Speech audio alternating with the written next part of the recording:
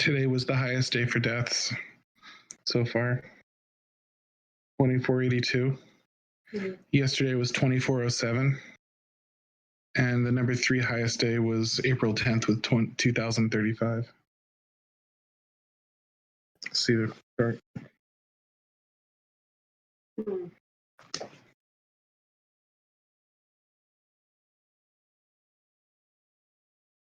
You know, 2,700 people died in 9/11. We had 2482.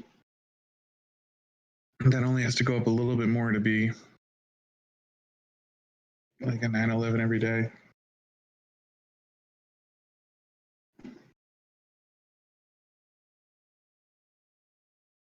The total deaths right now is at 28,000. 28,529.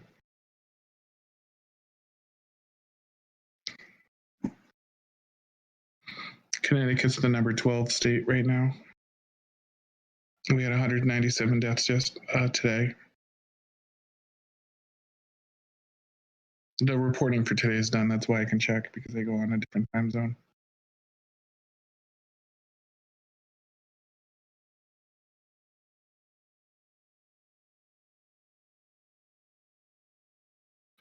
There's some weird states like climbing up, like Michigan's number 4.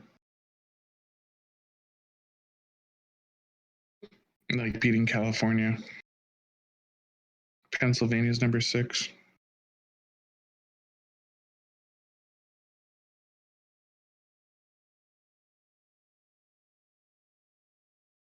Trump told everybody today that it hit its peak. I think New York might have hit their peak. But even there, I don't know, they had 11,000 new cases yesterday.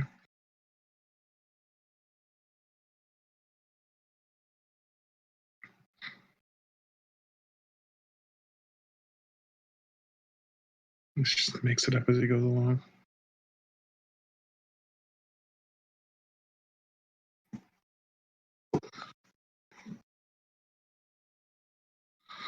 So if we do string beans and spinach,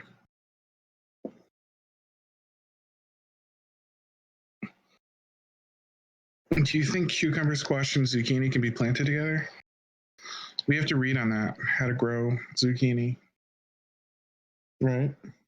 They're just creeping plants. And they climb, they climb as well. Would we try to grow them as climbing plants or as like vine plants like pumpkin? I think they do what they want.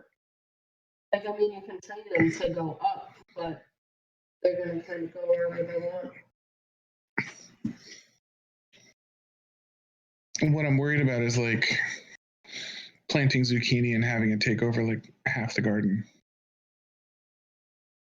But if we can train it to climb, or we can, you know what I mean, do something productive with it, or just have a bunch of vines all kind of tangled together, doing squash and zucchini and cucumbers or something like that all at the same time, then that's fine. I just don't know anything about that. I'm not sure who to ask. You seem so proof of what Lenny said. I know, I don't want to drive her crazy though. Lenny and Brabson grows a lot of zucchini. Yeah.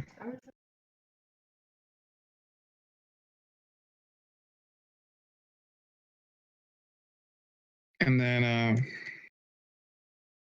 Kim had posted on her Facebook.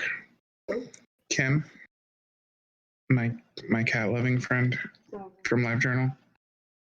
She had posted a while ago saying like anyone that wants to talk about garden stuff, hit her up. Really? And I had messaged her and we had chatted, but she doesn't seem to know as much as she thinks she does. So like when I was asking her questions, she really didn't know the answers very well.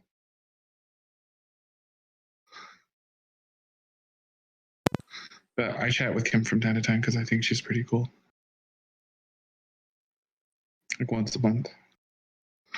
I wonder if Ramona would know something like that. That seems like in her wheelhouse, kind of, doesn't it? Yeah.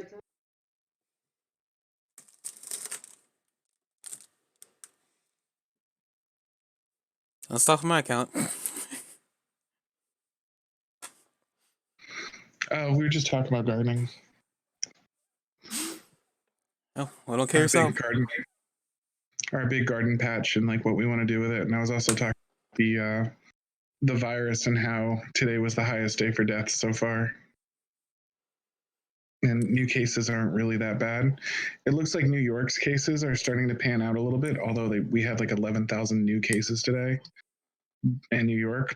And New York has been like 50% of the or more of like the pandemic so far.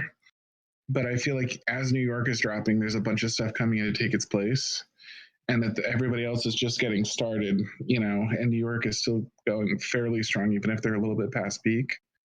So like I've been watching this really closely, and like, for example, Boston is starting to heat up, and Connecticut, where I am, is heating up. And you can kind of see the epicenter spreading out. Like New Jersey's hit, now it's spreading into Pennsylvania. And you can watch like the red mark that started at New York is just spreading out to other states, like little by little. But there's some other hot spots like in Louisiana, and I think that's Alabama. Directly north of Florida is what? Is that Georgia? I think Georgia that's was Georgia. next. Yeah. So Georgia, I'm guessing in Atlanta area is starting to like really heat up. And all of these places like New York, if you look at the map, is like a deep like red. And the more red it is, like the worse it is. And it's like the deepest, most blood colored red in New York. And we're getting that area in Georgia now, and we're getting it in Louisiana. And we've got a little patch of it in Iowa and a couple other places, like places you wouldn't even expect, like Utah. And California hasn't even gotten started yet. You know what I mean? And that's where 6% of the population of the US is. And I think they're being super careful, but it's California. You know what I mean? How are they going to avoid contact with each other? I don't know if you've ever been to California, but like you can't turn left without bumping into like somebody, Mm-hmm. So Colorado's getting hit hard, and like, I don't know. And a lot of those states I just mentioned aren't even the top states. Like Pennsylvania is one of the top states right now, and I think it's just because it's so close to New York that everything is burning right through, And like places you wouldn't expect, like Michigan. Like who thinks of Michigan as like the kind of place that would get hit hard, but they're getting hit really hard. So I think we're in like, I think it's going to look like where the problem is going away for a little while because New York is going to start getting a handle on it. But I think New York was just sort of like the warning shot, and that the real thing starts when all the other states do at the same time. And on a brighter note, we've been live for 8 minutes, but let's let you speak because you're talking to Jess when I walked in, so I didn't want to stop that. Oh my God, North Dakota is having trouble. That's all I'm saying. You said Dakota, I immediately went to Static Shock in DC. I don't know why. Nobody likes you. That's probably true. On to we are here for the new show, as we said last week. Which granted, yes, I'm so far behind on releasing podcast episodes. Apparently, this probably won't even come out until like May. So we'll probably either be done with season 1 by the time this comes out or not. I don't know. I'm not gonna quote myself on that. But with this new format, we're gonna well, for one, I've removed the scrolling My Hero Academia podcast thing mainly because we're not here talking about My Hero Academia. I haven't decided if I'm going to change that to the Dragon Prince. I have yet to decide that yet, but as we got a new picture in the background too of pretty much everybody's gonna come to this already. Probably already seen the show if they come to this thing, so they probably already gonna know everything. Unlike us, we don't know a dang thing about the show. We're going in blind. I recently looked at this image, spoiled something for myself that I wasn't intending. But honestly, by the end of episode 2, it's not that shocking. But looking at this image right now, I'm just scanning all the people I do know of, and actually, I guess we can go into this episode. Like the first episode, they pretty much, and I guess Avatar style, because the people who made this are the ones who made Avatar. We get a scrolling I guess, story, quote unquote, about what's happening in this world, what's already happened, events surrounding dragons, elves, humans, magic, dark magic. Like, they throw a lot at you here. Not unlike Avatar. So there was 6 types of magic, right? So Yeah, I forgot. what are they? There was the sun, the moon, the earth, the ocean, the sky, and was the 6th one the stars? I think, because the dragons were the ones manipulating the magic, I think. Right? Well, no, just those were just the 6 types of magic. I don't think it was just dragons. Go back to episode 1 since I'm already here. Also got a little bit of magic. I got a little bit of magic in the background. Now I got a little bit of music in the background. That just ended. Dang it. I need to get like a playlist going so I don't have to keep doing this. But I'll continue talking. I'll just be fooling around with. No, and because then the 7th magic is what upended everything. Because the 7th magic was the dark magic that sounds like draws on the life force of magical creatures. But they had the other types of magic, like, was basically the lore. Like, they had that for centuries or for, entire histories of the world. And everything was fairly stable with it. And then when somebody discovered this black magic or whatever, like, or dark magic, like, that's when there was huge problems. So that's made everything completely miserable. Yeah, it's like humans, they're ruining everything. But I can't remember. I think the heavens was the last one. The other ones I'm positive about. The sun, the moon, the sky, the earth, and water were definitely them. Fire was not a thing in this one.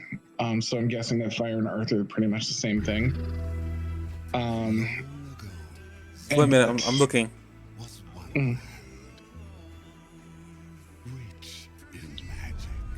The king of the dragons, like, was guarding the border. Like, the earth was split in half, and half was belonged to people that used dark magic, and the other half was belonged to the fairy creatures, basically. And they were defending themselves, and the king was like the tiebreaker. Like, everybody, they couldn't break the king. Then they got the king, and they got his only egg. And the queen, it looks like, is still alive, although they kind of like sideline that part so far. But it sounds like there's a queen of the dragons too. Because they just really casually mention it. This is a series set in a fantasy world on the continent of Zadia, which is rich in magic derived from 6 primal elements: the sun, the moon, the stars, earth, sky, and ocean. I guess I can read it. I guess I can read off of here since we're already here. Centuries ago, this is like the synopsis of like the setting that we're in. Centuries ago, the dragons, elves, and humans of Zadia lived in peace. However, the humans, being unable to utilize magic naturally, began using dark magic. That's to be new. I may be reading for something we don't know yet. No, that's all stuff we know. Which is fueled by life essence of magical creatures. As a consequence, they were driven west. I know they were split in half because they were using dark magic.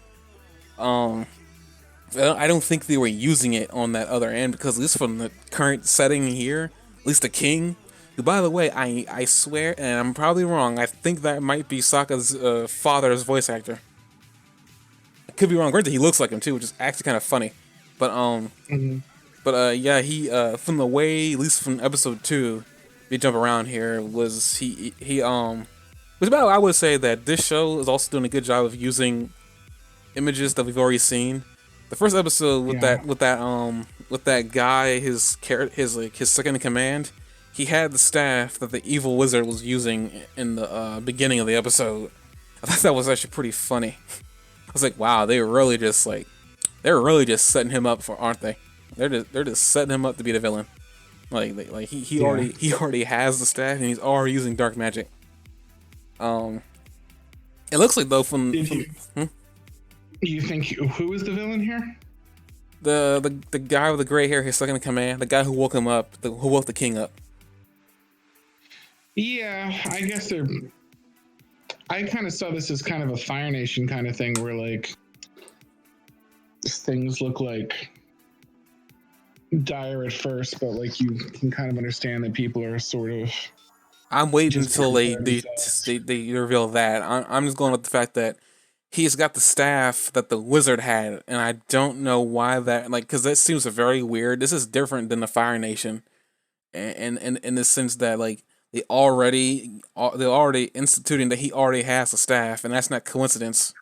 I mean, if it is coincidence, that's a pretty big coincidence. But I don't think that's a coincidence. On top It's of it, kind of like, he's already stated he's already used dark magic. He's already used it. but it's different than Avatar in that like the Fire Nation type people are kind of the good guys right on this one. You know what I mean? Or the guys that you're supposed to side with. You know, and the enemy, the fairy creatures, seem like they're kind of kind of like being set up as the bad guys, but they seem so far like they are the more good of the side, don't they? Like it seems like it's sympathetic to the humans, but I would say the fairy creatures so far seem like they're more I don't think good. it's sympathetic to the humans. I mean, the first two episodes, they go out to beat into your head that at least from the elven side, that they killed that the humans were the ones that killed the dragon and then killed the dragon prince, which by the way we already know isn't true by the end of episode 2. But I don't know like how they. Well, I mean, we'll get to that later. But as far as I can tell, they seem to be more sympathetic to the elves because like they're the ones that at least in episode 2 they also, I think her name is Reyna, the moon elf that so far hasn't killed anybody yet. Mm-hmm. I think her name was Reyna. She's the one that brings the fact that the humans were the ones that attacked them unprovoked, which by the way we haven't even seen that yet. I don't even know, like we haven't even seen where they live because clearly the moon elves live pretty far out there. For the fact that apparently the assassins are pretty scary from the way they sounds of it. They even hint at what they're capable of something during the full moon, which by the way we find out that is they go completely invisible. It was just like that's pretty cool. I didn't know that's what I thought they were going to do a transformation or something like that, and like or something like. But I guess it's just invisibility that they gain. So I can't wait to see how that looks. Because the full moon hasn't happened yet. This gets by the way a lot of like Avatar like motifs. They the moon is a pretty big one because the moon elves look like they're like wearing like Water Nation attire, don't they? Yeah, On top of they're connected to the definitely. moon, and they're connected to the freaking moon. I was actually trying to hear if I could hear anybody from like the Water Nation inside there, but as far as I can tell, nobody. I can't pick up any familiar voices in the Water Elves. I mean, not the Water Elves, but the Moon Elves. Um, I thought maybe Raina was gonna be a familiar voice, but nope, she's a new voice altogether. Uh, I maybe the guy who like I guess is not trusting of her right now. He might be a familiar voice, but I don't know. I can't pick up anything from him. Uh, but yeah, they do a good job of setting the world. We see the humans side from most of the 2 episodes that we've already watched. That the king has 2 children. One's a half son, while the other one's is a full is his blood son. And apparently, at some point, I'm not sure what happened. They don't even bring up like I guess who the real father of the other half son is. I don't know if that's important for anything. I guess we'll find out later if it is important for anything. Um, it's a very interesting situation they got going on there. He's being trained to fight with swords, which is another, I guess, is unintentional throwback, but I feel like it's an interesting throwback because Sokka from Avatar was the one using swords to fight, and ends up actually losing his sword by the end of the series. Mm-hmm. So that's pretty cool. I guess speaking of swords, I like the Moon Elves blades. Those look freaking cool, and they're very compact for how Just long they are. just the design of them in general is like really awesome. Like I said, it's the individual artwork is really cool in this series. It's just the fluidity of the movement that is not my favorite thing. But like I like that the art styles like really draw differences. Like elves don't just look like elves because of their ears. Like they have a whole like implied culture, and you know what I mean. They build things differently. They act different. Like I really like that. Like they're completely different and clashing worlds, and yet like neither side seems alien because like like one side you have sort of like Camelot kind of European like style like people, you know what I mean? So that I can only relate to so much. And on the other side we have like sort of feral fantasy genre kind of characters, and I'm familiar with them pretty well too. You know what I mean? And there's almost a Miyazaki feel from this. Like I get a feeling that's like not unlike Princess Mononoke from some of the animation style as well. Like that little creature that changes color, like that feels very Miyazaki to me. And some of the action scenes feel very Princess Mononoke to me. And I like that, like, neither of these feel like my world, but neither of these feel closer to my world, particularly than the other.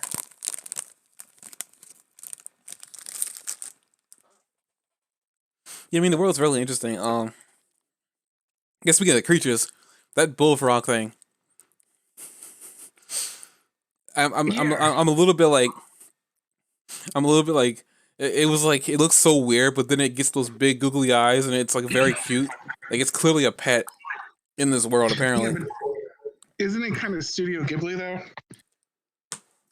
No, not really. You don't think so?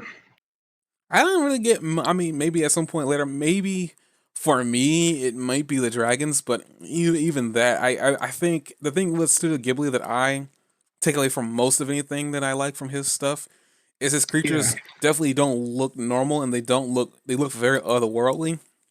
As far as I can tell, nothing here seems otherworldly yet, because the dragons look normal.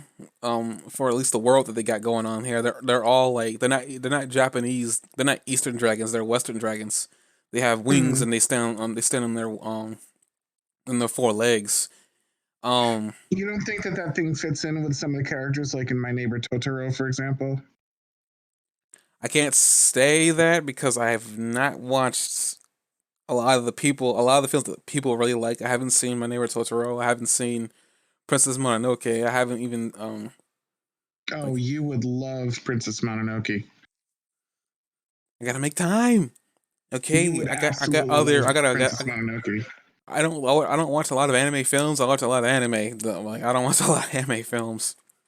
But at some point I need to get around it. Well, it's quarantine. I might be able to get around to it at some point. But because I got other shows I need to watch that was already in that I stopped, waiting for them to continue it.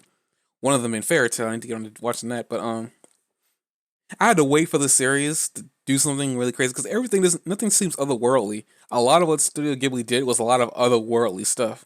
They didn't like it was like very weird. You wouldn't expect like in Spirited Away, which I keep on pounding that I like this film a lot. It's my favorite thing.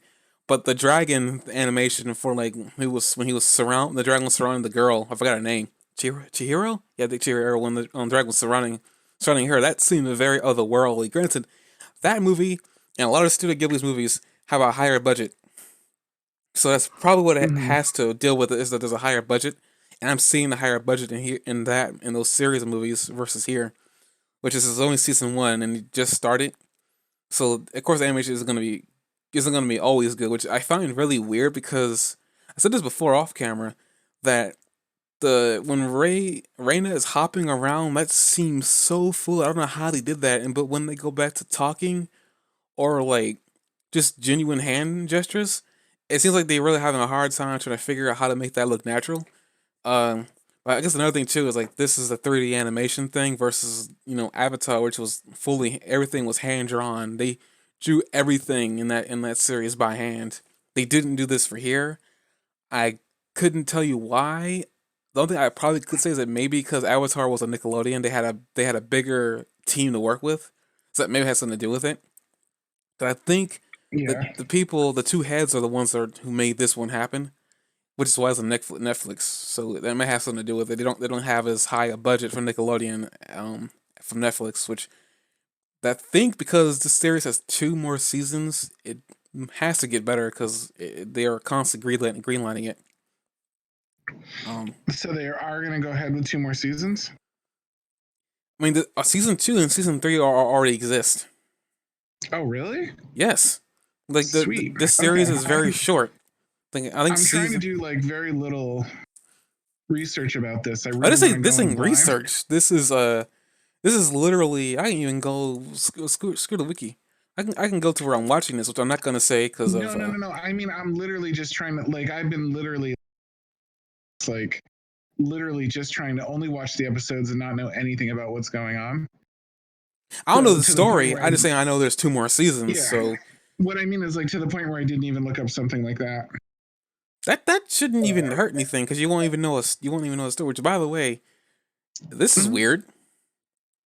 These seasons are shorter than Ruby by at least 2 episodes. Wait, 9, 10, 11. By 3 episodes actually. These seasons are only 9 episodes long. Mm-hmm.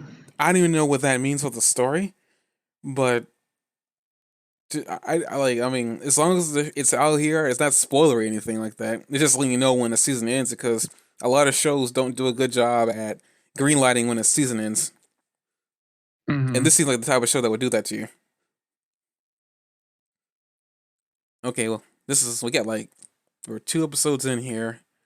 So we got like how many more? It was 9, 5, 5, 6, 7, 8, no, 6 more. If we review them by 2 episodes at a time, we should get through this pretty quickly. We might do 3 episodes because of how short these seasons are, but yeah, this world's very, at least from what they allowing us to see right now, it's very short. I already can say right now, I'm already gonna hate the endings because I hate the fact that they oh look, the dragon egg is here, and they cut the episode off. Like, you gotta be kidding me! And I saw that coming too. I saw that coming. The dragon egg still being around. Did you? Yeah, it kind of makes sense story writing wise. Like the whole issue is the dragon egg being destroyed, so it makes sense that the dragon egg's still around. Mm-hmm. So I guess my bigger question is, they'll probably explore that at some point, is first of all, how did he fake destroying the egg? Second of all, how did he get the egg from where it was? Well, I mean, the dragon was killed, so no, the Dragon Queen. They do bring her up. And he say that she's very mean. So how did he even get the dragon egg? I don't know. I mean, that's probably a story that's yet to be told, but yeah, I know. I'm not sitting there saying that. I'm trying to like poke it. I'm just saying that like I hope that's a story beat because the egg's in the basement. Which, by the way, apparently the kid who I'm gonna have to remember his name, the prince or whatever. The guy whose voice I cannot. It has to be Aang. He sounds so familiar, but it's either Aang or Toph. I say Toph because her voice is very gender ambiguous. That I would almost say they could probably use the VA for that. Because I mean, do you think Toph's voice is gender ambiguous? Do you think whose voice is what? Do you think Toph from Avatar is like gender ambiguous? Like they could use her voice for a young boy without it causing any questions?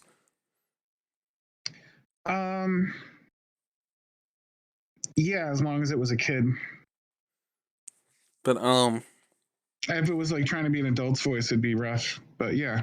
Well, I hope they don't use that. I'm actually waiting. I wanted to back some like from the VAs. Like, I had to hear Katara in this thing, but I really wish I hope they bring Katara's VA back. That'd be cool. But pretty much, I guess he's also a key factor in episodes. Like episode 2 is the fact that he ends up finding out that there's a secret tunnel inside the basement. That's for anybody who gets that. You get a cookie, but virtual cookie, not a real one. But pretty much they found there's a tunnel inside the castle, and at least I guess in the dilapidated parts of the castle where there's a stone rock keying formation that the kid ends up taking a month to discover. They think that the elf is gonna find them down there, and then the spiral staircase comes back down again. She's on the end of it.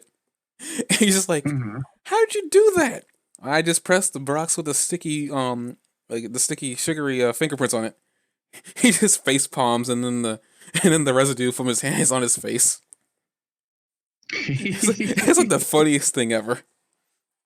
That kid reminds me of some of the young airbenders in season 2 of Avatar. I think that's the point. He's very carefree. Yeah. It's pretty funny. Well, he's just like carefree, but he's pretty capable too. capable. I mean, he's smart. I'll give you that, but like that's about it for right now. I mean, like I said before, this is just starting, so we don't know what he's capable of doing. We also get hints that the king might be dying.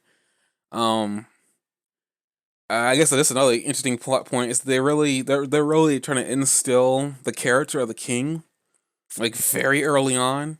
Usually, in shows the king like seems pretty dead set to die too. He's just like, yeah, you. I mean, die. yeah, And you'd be like, suicidal. it's like, no, I'm gonna die, and they're like, well, we could go away.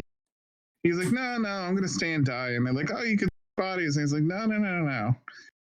I'm good with dying. And they're just like, they seem to be really anything. And he's like, y'all can like guard me. It's not gonna work, but you can guard me. And they're like, if you know it's not gonna work, why are you doing it? And he's like, because I'm gonna die.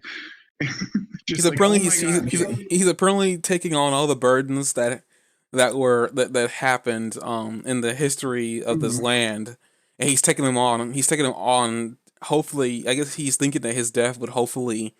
It's not going to solve anything. A random person that could be a maniac could be the next king. Well, I mean, if the current guy with the staff is any indication, but he seems to be like they're instilling the character of the king right now that I guess he's really stupid. But like I said before, he was already dead set in the fact that he was going to use his life to hopefully set things right. But even according to the half son, he's like, there's got to be another way to solve the issues that are plaguing this kingdom right now. They may not know the answer right now, but there's got to be a way. And I think we got our answer by the end of episode 2. It looks like the dragon egg is still around. And I don't know how long that egg's been there, so that thing could hatch into a dragon any minute. And it could become a dragon prince. Wait, this is Dragon Prince. It's the Dragon Prince's egg. That's basically how you called it, I'm assuming. I know the elven chick said it. It's a Dragon Prince's egg. That's what this entire this is at least what the conflict is right now, is that the Dragon Prince's egg is gone and destroyed. Which I'm actually kind of curious now. What's gonna happen now they know the egg's around and it's just been kidnapped? Like, if they thought that they were having problems with the moon elves now, oh boy. All I can say is I hope you brought a lot of protection and pretty much invisibility spells because you're gonna need it. My theory is I think that guy with the staff, well, I don't even know his name, the guy with the dark magic staff is the one who put it down there. Granted, according to the king, he was the one that killed it. Which is still a confusing thing, because I'm trying to figure out, first of all, how did you convince everybody that you destroy the egg? The fact that everybody said you destroy the egg tells me that you apparently went up to that place by yourself, with no like witnesses by your side, to be able to sit there and say that he really did destroy the egg. 2, either that egg cannot be destroyed, and he's just a big fat liar who knows something about this egg that no one else does. Which, granted, this kingdom has a lot of library space, so there's a lot of books in there that might have something to do with the dragon egg that we don't know about yet. Like, I mean, I guess we talk about characters like the guy with the dark side, like his children, the son and the daughter. They're interesting. At least the girl with the ability to use magic, she seems interesting enough. Not a whole lot of magic, but what I wanted to say too is that speaking of voices, I thought that might have been Suki, Sokka's girlfriend, but I actually had another there whose voice that might be. And it actually would make a lot of sense. Azula. Oh, I could see that. It would make a lot of sense if it's Azula. Now, the only problem I have with that, though, is that we already know how Azula's demise ended. I hope she doesn't go that direction. I feel like probably not. They've kind of already played the Azula card. I mean, you never know. She can use magic. I'm not sure. I don't think she's a protege. I mean, a prodigy. She might be. I don't know. But the one thing a lot of people said there, at least in my friend group, was like Azula was hot until she got crazy. and then it just like that all that went away. Mm-hmm. So it's just like, yeah, she was hot till she went crazy, but yeah, I don't really know what to say about this. We talked the 2 episodes. The gymnast one was pretty hot.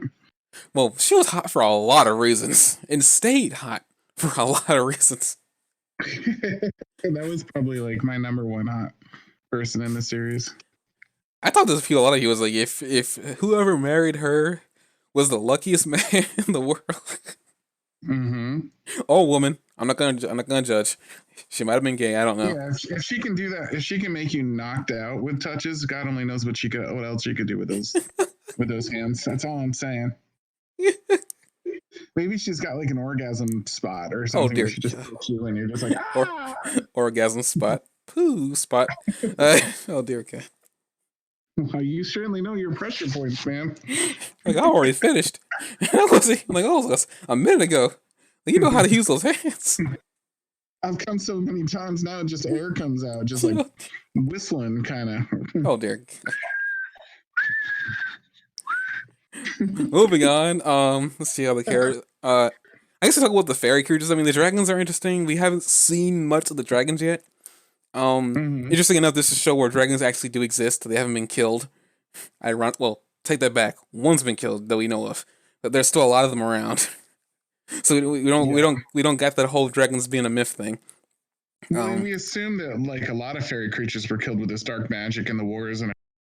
Well, I mean, they use life magic, so I mean, it's to be assumed. But I actually can't wait to see what other types of creatures exist in this world, because they only mention the fairies. The mention when they talk about the moon shadow, they bring out the sunlight elves. And I'm like, excuse me, you're just gonna glance over that? You're just gonna throw that in? Seriously? I bet the sun magic is also fire magic. What do you think? Maybe. I mean, it depends on like. It depends on what they look like. In Avatar, the Cult of the Sun was the one that knew, right? Yeah, they were the original firebenders. I mean, it depends on how it depends really on like what the sunlight elves look like.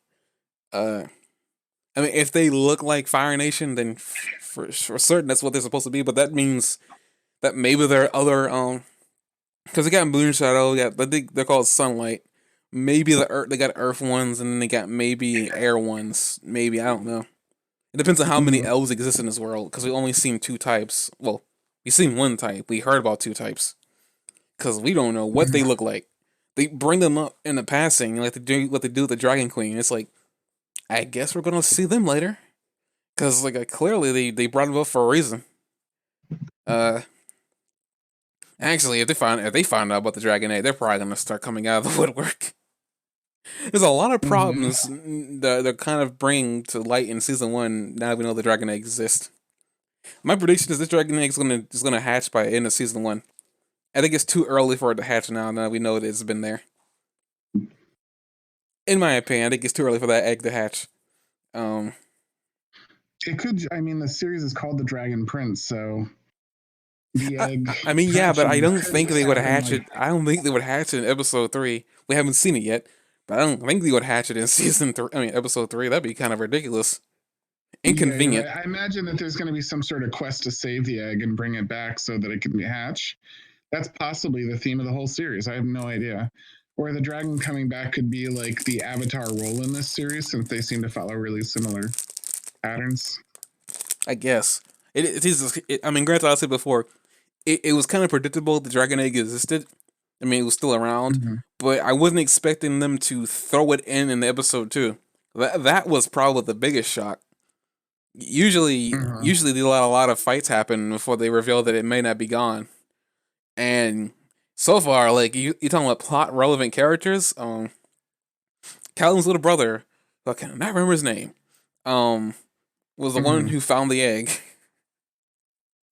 Or more likely, he found that something was hiding down there, and he brought his brother to go and find it, and inadvertently brought the elven chick along with him.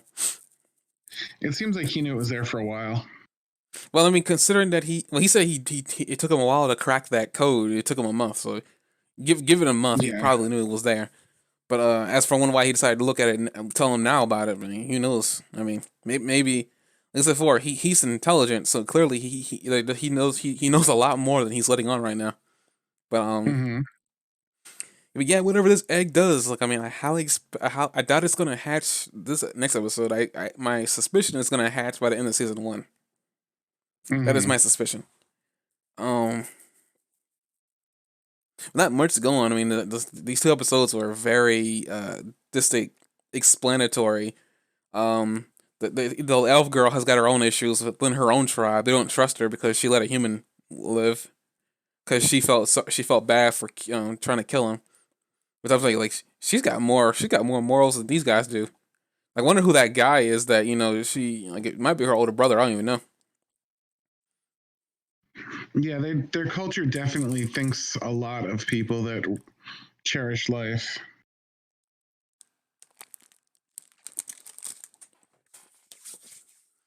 Yeah, like they find out that like by the end of season, at the end of episode 1, they're like, "Oh great, we're doomed because you let him live." I was just sitting there like, really? That's what you're concerned with? Not the fact that she didn't have the heart to kill somebody. If on the sounds of it, everybody but her has killed somebody. So I'm actually kind of curious what that's some type of rite of passage or something. It sounds like it's not necessarily a rite of passage, but like that it's something that you can pretty much count on, like people having done after a certain amount of time in the army. Yeah, I still want to see what they're. I guess we're going to see it because I don't think we can stay inside the current kingdom for too long. If this is like the Avatar, we're going to be seeing a lot of the world of this continent. And considering that one half is humans and the other half is like everything mythical, we're probably going to cross that border. I would expect. Granted, I would say if the whole goal is to bring the egg to that area, it seems kind of like a waste of like architecture right now to let us know this world exists and we're only going to explore the human side. Unless for some strange reason that egg ends up growing legs and then walks out on its own, which could be possible. Shows like this typically like to be silly. I don't think that's I think the core story is going to be dramatic. I think that they could tease the fairy world a little bit and get you like used to the idea before they drop you in, because there's going to be a lot to get used to and how the fairy world works compared to the human world. So I imagine they'll be in this side, but you'll get like teases of it and you'll kind of like get the world building a little slower because they're starting on this side before they move them over. Even as writers, that's probably like what's going on. You know what I mean? The writers are kind of adjusting to that. I think the bigger issue here is that there's a lot to expect because of the people who are in charge of this, were the people who were in charge of Avatar, and that was an epic of grand proportions. So we're kind of expecting almost on the same scale, but maybe a little bit smaller. Cause I think this world, like this continent's a lot smaller. Actually, then again, in Avatar, like they cross continents for seasons, so it's like this is like a continent of its own. And maybe that's why the season is so small, because like this is really all they got to go on right now, unless there's other parts of the world, which I assume that there are. I mean, just like in the real world, like in our world, like we have different continents around, so there's gotta be different continents where different roles apply. But I highly doubt there'd be a reason to explore those regions unless if they end this current story and then start a whole new one, which they could. I mean, it's up to them. But yeah, I mean, so far we gotten a little bit of a story. We got a little bit of I feel like the point of the story right now is just to introduce the characters, which they're doing, and introduce the basic conflict, which they're doing. I think the big thing up in the air right now is whether or not the king ends up dying. And I guess also, I would say the big thing right now is whether the king ends or the egg goes from here. Because if the king dies and that little kid is the prince and he's going to be part of the group in charge of doing something with the egg, and if the egg stays in there somehow, then like that's going to be pretty much total war. So it sounds like, you know what I mean, they've got that going on. It's interesting that they saved the egg. Maybe they were saving it for some like last ditch big huge nuclear bomb level magic, because I would imagine that sacrificing the egg of the king of the dragons could probably create some extremely powerful magic. Well, usually in fiction and mythical worlds, I just not remember this. And depending on where it is or the dragon egg is, usually the dragon egg is said to be like the epitome of like worldly magic. Like if one were to find a way to harness it, they could do things that normally wouldn't be possible. So I would suggest maybe that's what's being, maybe the guy with the dark magic staff. I will learn his name. I will learn his name. It was the last thing I do. But the guy for now we're just gonna call him Gordon, right? Yeah, we can call him Gordon. Like Gordon. Gordon's a jerk. Gordon with the magic staff is, I think, might be trying to figure out a way to siphon the life energy from the egg so he can do his magic indefinitely. So, like, my theory is that this egg, the reason why he saved it in the first place was that dragon eggs are, like I said before, like they're like maybe in this world, considering magic is the source of everything here. Like maybe the dragon egg is just the source of like a dragon egg could be the source of like primordial magic, like the very ancients of like magic. Like this is like where, because like dragons, as far as I can tell, they might be like the oldest living things in this world. I don't really know, because they aren't. The elves are, but I'm pretty sure the dragons are, because in any, within any like fictional universe, dragons are the oldest things since time. Like apparently they were there when Earth was like when the lands were forming. Like that's why usually a lot of times they're like the things you go to for wisdom. But even in this world, like they were fearing the dragon because he was the one keeping the border. So and there's that too. So like clearly, like whatever's going on, this dragon's really powerful. They also got to figure out, because you definitely did mention the Dragon Queen and how mean she is. So I suspect she's probably gonna be the Queen of Ba Sing Se. I'm looking at these characters now, and then the way the world or human side is, I almost sit there and said that they were literally like Ba Sing Se. This world feels like. I mean, was this created after Avatar? Or yeah, they started working on this after Avatar ended. It seems like maybe they just lost rights to the Avatar universe, and they decided to create something extremely similar. Well, and, like, the thing is, plugged all the basic formula things in, but mixed up their roles. But Nickelodeon owns it. They just left Nickelodeon after like a Legend of Korra. I don't know why they left. I don't know why they left, but I know they left for a reason. But and they got Korra did not do well with ratings and stuff like that. I would totally disagree, but that's just biased opinion. No, but I read up on it because I wanted to know what was going on. Korra, especially at the end with the controversial ending, but they didn't get the ratings that they wanted. Second, the last season was only available online. Like they just pulled it from the TV altogether. Well, I mean, the thing is, and this isn't known information. The Legend of Korra was only meant to go. I think it was meant to go only one season. I think. Or two. No, that doesn't make sense because the first season wasn't enough. No, there was something like they were meant. Like Legend of Korra wasn't meant to be as long as it was. It was maybe the 2 seasons. I don't know. I know Legend of Korra was not meant to be as long as it was. The only reason why it went as long is because Nickelodeon ordered more seasons out of them. Maybe it was only meant to go like 1 to 2 books, and then that's like where like and then. I'm trying to figure out, like, I know it was somewhere, it was all over the internet at the time, but I don't even know. I think what happened is book 1 and 2 were ordered. This is what their intent was, and then books 2 and 3 came out much later because Nickelodeon thought it was doing good enough and they wanted more. Yeah, and then like as we all know, the ending, the Nickelodeon was against public displays of homosexuality. They weren't against it, but they got such lashback that they kind of backed out. No, I kind of agree with that, but at the same time, no, what really was going on too is that a lot of people were wondering, if Korra was going to end up with anybody, and like a lot of time, because apparently the reason why Korra and Asami, I think her name is, end up together. There was no real intent on Korra ending up with anybody.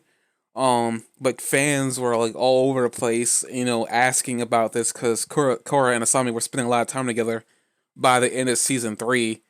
Into season 4, they're spending a lot of time together, and people are like wondering, are they gonna make Korra die? And they danced around the issue, saying that like we're not gonna confirm or deny anything, and mainly they cut off right before they kissed in the thing, so Nickelodeon wouldn't get on them about it. And as we know, that didn't work because fans were already quite keen on what was happening. And then you have the soccer moms complaining that I don't want this on my children's TV. But I'm gonna stop there before I offend anybody more than I already have. But there's a lot of things. Granted, because it's a Netflix original, they can do what they want, and if they want to have a homosexual relationship, they can do it here. Netflix does not care; they just care about making money, and they will let the people that they greenlit do what they need to do to make that money. But yeah, I know they can't do Avatar because Avatar was Nickelodeon's idea. They wanted, well, not Avatar, the idea. It was more that they wanted an epic, and they wanted something to run a long time, and that's where Avatar came from. And they can't do it anymore because they didn't take the rights with them. They probably couldn't fight it, so they decided to let Nickelodeon have it. But yeah, this is a definitely interesting start. I can't wait for episodes 3 and 4 to see what's happening with this dragon egg, or if the king is going to die, because one of those two is going to have to happen. Not in that order. It should be kind of funny if like the king dies and the egg hatches. That'd be just like the biggest WTF moment of the entire series. Just the king dies and the egg hatches. It's like, what in the world? Why did that happen simultaneously? The king died to give way for the dragon prince to survive. I was like, okay, narrator. But yeah, I like every character that he's shown. I want to see a little bit more. I want to see a little bit more of Callum and see what he's about, because so far the only thing we've seen is that he's an idealist. He I guess also a rationalist, really too, because like he sees that there should be a better way to do something, but because he's not in power, and doesn't have rights to the throne because he isn't blood related.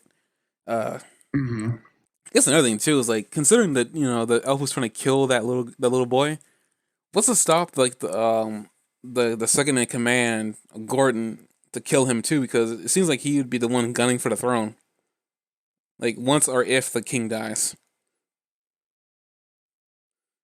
Because like I say king, that there's the king, there's the prince, there's the stepson. Yeah, but the stepson wouldn't have any rights to the unless what was in that scroll was the will. That could be what it was. We don't know if there's a queen involved or why there wouldn't be, because that kid's pretty young. So if there's no queen, then like the queen died fairly recently, because that kid can't be more than like 6. Or the queen is they separated. Because explain the stepson. That wouldn't explain the stepson. I said that would explain the stepson, or like point at a possibility. The only thing I would say is I'm not gonna sit there and say the queen is dead. I think maybe she left, or maybe she's one of those because typically in shows that have or like that fantasy or action, typically there's a parent always missing, and typically they're usually either a war veteran or something like that. They could have done that with her. Maybe she's out there doing something. I don't know, and we're gonna see her at some point. Considering that they haven't brought her name up or stuff like that. If they were going to bring it to the show, killing the king might be a point of contention. Like maybe the king dying is like what brings her back into the fold, and sitting there saying like, we got to have somebody with royal blood, either the queen or the prince, and clearly the prince isn't ready because as you said before, he's kind of like an air nomad. He likes to play around. Yeah. So like he's not ready for it, and the stepson can't really go in there unless he's given approval. And honestly, he ain't ready. So like the best next person will either be the second in command, who I don't trust, or two, if there is a living wife around, like where is she? What is she doing? maybe she's in another. Maybe she's in another castle. Ha ha.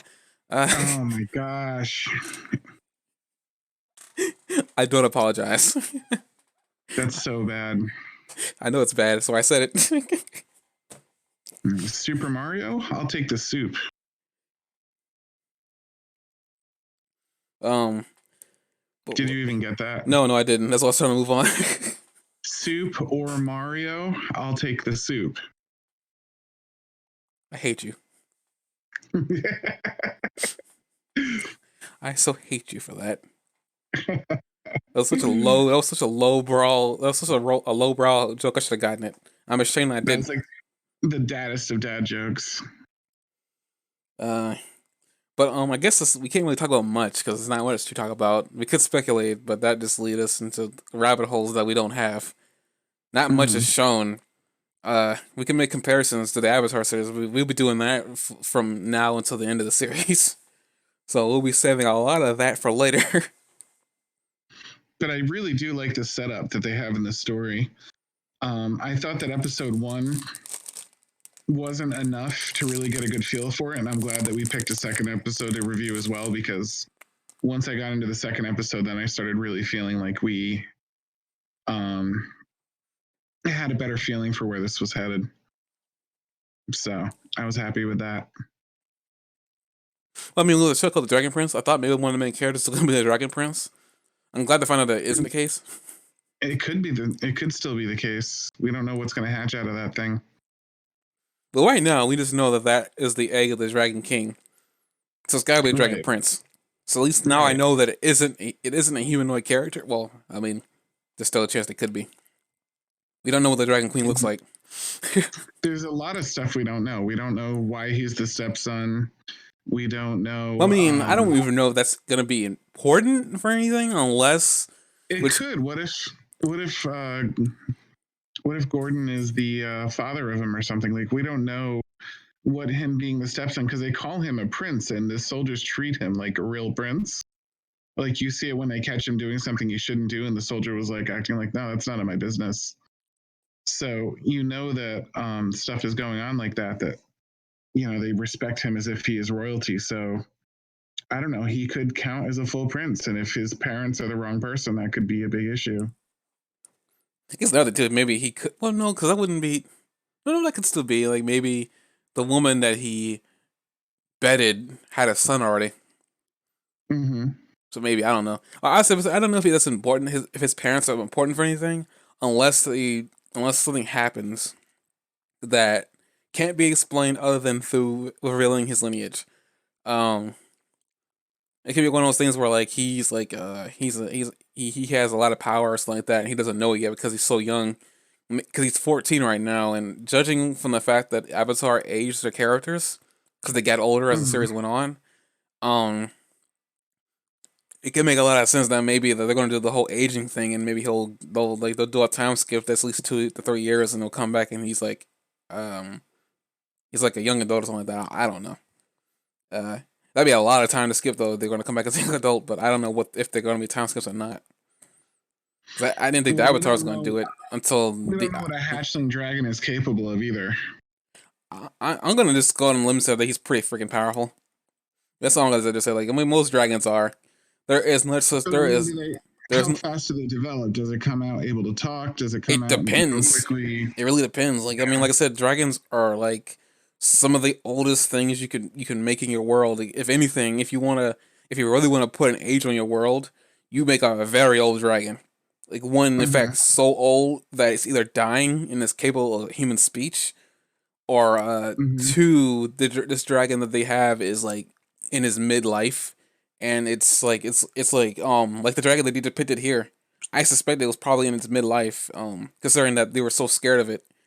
Because like I mean, if a dragon was dying or close to dying, they wouldn't be that scared of it. They'd be wary of it, but they wouldn't be so scared that they avoid it at all cost. Right.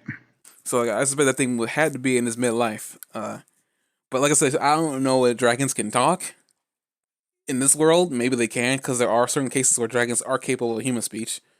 Shinron. Dang it. But no, I mean, dragons capable of human speech are fairly common, to be honest with you. I mean, you would know more. You're an English major. I'm just saying from what I've seen, like it depends on the context of the world. If a dragon can talk, sometimes it can't. Sometimes it can. It just depends on I like. completely agree. It just depends on like Sometimes it's a how. combination. Sometimes some dragons can speak and others can't. So in the same universe, so it just really depends on what the writer feels like doing. But dragons, I mean, it also depends on the culture. Like in Asia, like dragons are more like forces of nature than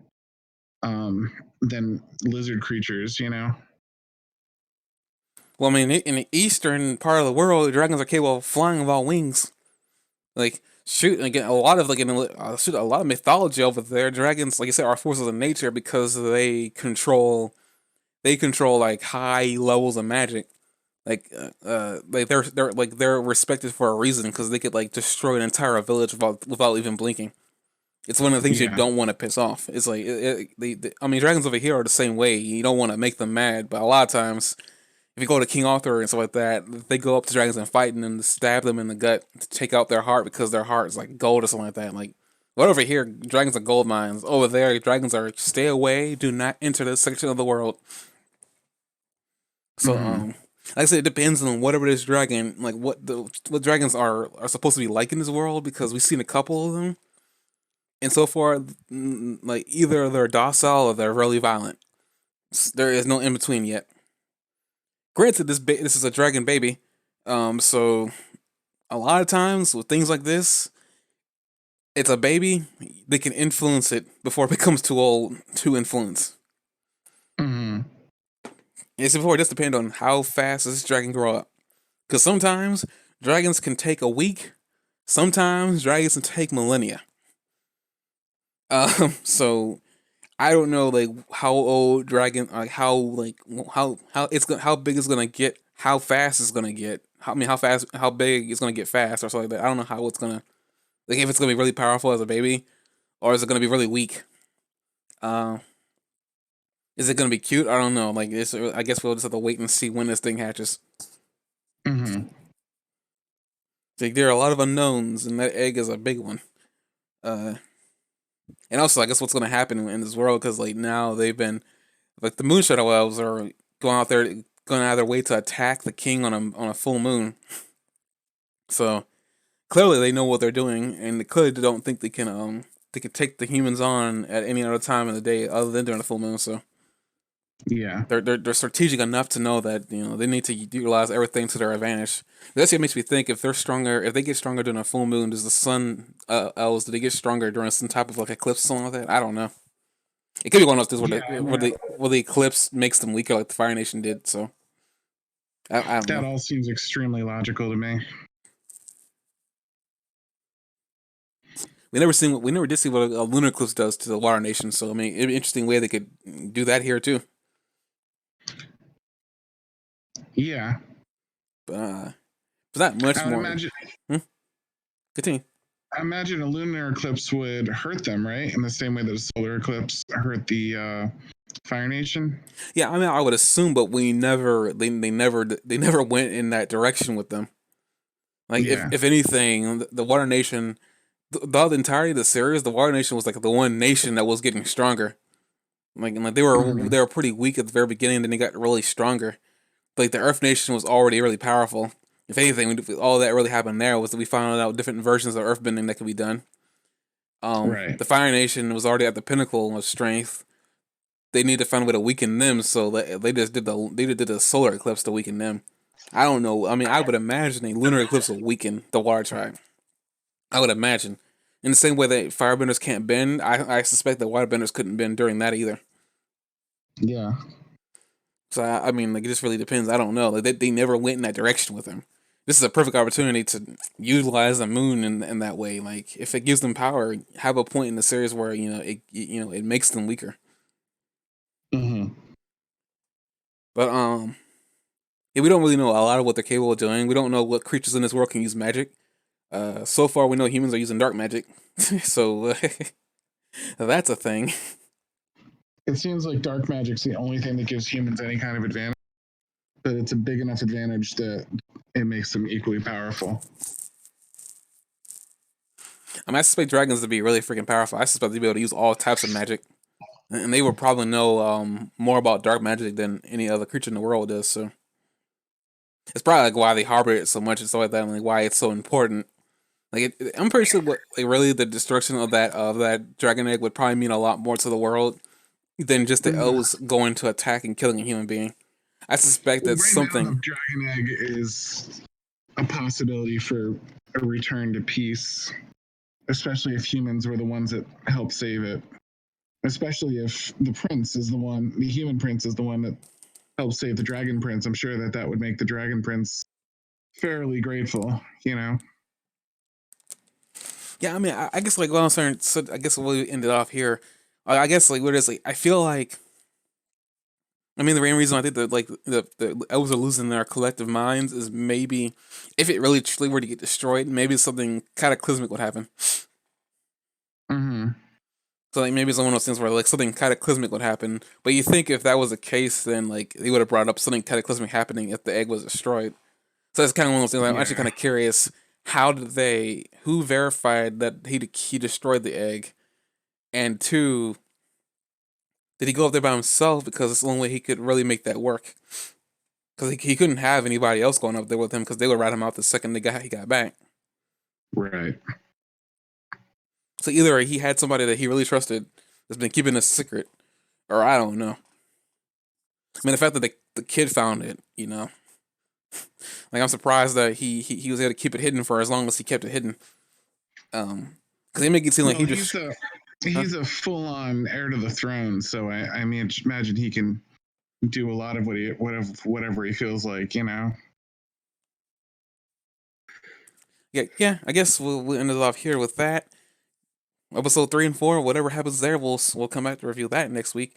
And on top of that, I hope that they don't do what they did with The Last Airbender if the show gets popular enough that they do decide to do a live action. Oh god, that would be so bad. It could happen. And I'm so afraid. I just not thought about that.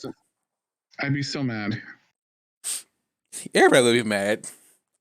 I mean, we'll have another Dragon Ball Evolution moment in it, and it wouldn't even be an anime. It'd just be a show that did really well, that was animated so perfectly, and then they just ruined it.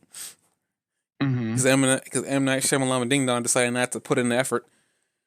So mad. I read this freaking article that he was taking everything seriously, and then we have that. I'm like, I was lied to. He lied to me. But I guess with that, we'll come back in episodes 3 and 4. Whatever happens, see you guys then.